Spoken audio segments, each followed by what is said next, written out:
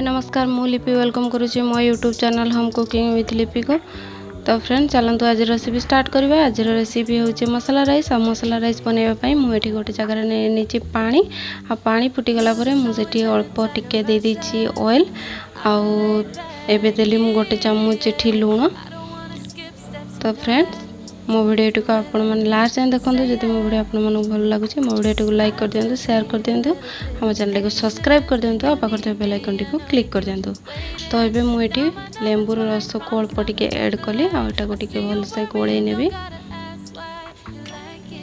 Gas flame को high कर देछि आ मु चावल को धोई की रखी थी सेटा को मुझे दे देली।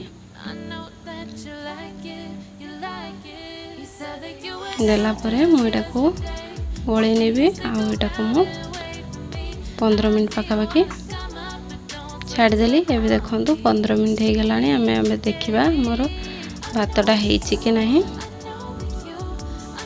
ये आम भातटा हो जाए आम बेसी रांधिबानी। तो ये मुझे गैस फ्लेम को ऑफ करदेली आ भात गुड़ी को मु छाणी नेबी। गोटे छांकुणी साहाय्य भात गुड़ी को सबू छाणी नौची।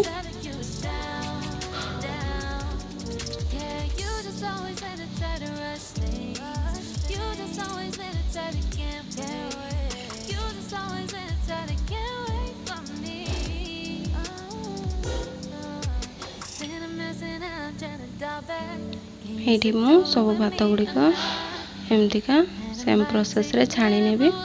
अब मु प्रथमे जेठी पानी रे दे देती ऑयल आउ लेंबूर रस से आम भात भी बहुत खुला खुला रही सेटा जमा भी लगी जाइनी। तो आम नेक्स्ट प्रोसेस को जीवा। मुझे गैस ऑन कली आठी बसैले मु गोटे करी ये मु मसला राइस यूज करिछि गोटा जीरा आउ कटा अदा को यूज करछि, कटा धनिया पत्र, छोट छोट कटा कंचा लंका आउ ठीक लेंबूर रस आउ नहीं मुझे भृसंग पत्र।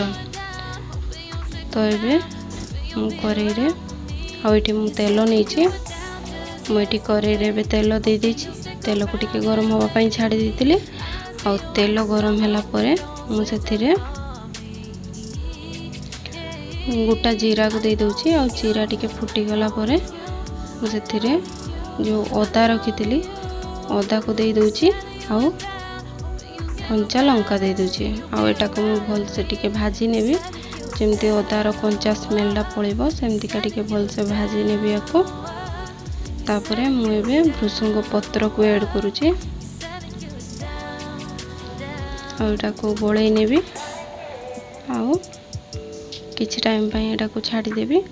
आटा टिके भल से भाजी हो गला परे आमे जो भात को छाणी की रखी थिले एबे से भात को आमे ऐड करबा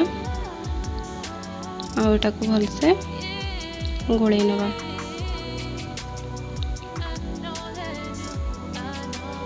ये देखो तो भात को भल से मिक्स कर नहीं छे आ लास्ट रे आमे जो लेंबूर रस को रखी थिले सेटा को दे दबा।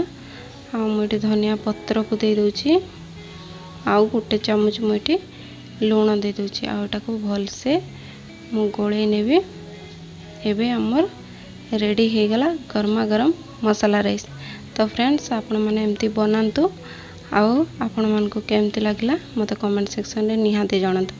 तो मुझे गोटे बाउल रे राइस को सेट करके रखी थी देखंतु केते बढ़िया एटा सेट हो जाइए। तो एटा को मु गार्निशिंग कर दूची। वाओ बढ़िया लगुच। Thank you.